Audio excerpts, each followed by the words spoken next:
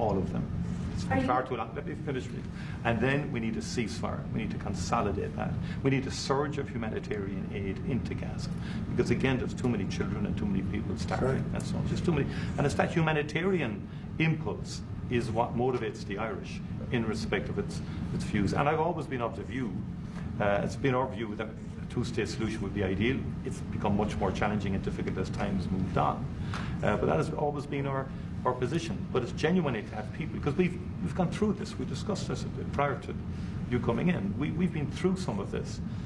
People hating each other, terrible acts of violence carried out on each other. We came through it.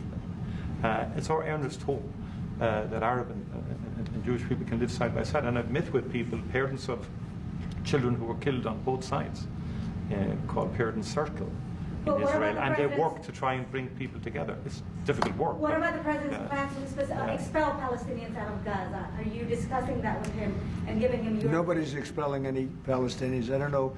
Who are you with? I'm with Voice of America, sir. Oh, no wonder. Okay, Voice of Taoiseach, America. how he feels about the President just saying that he would like to take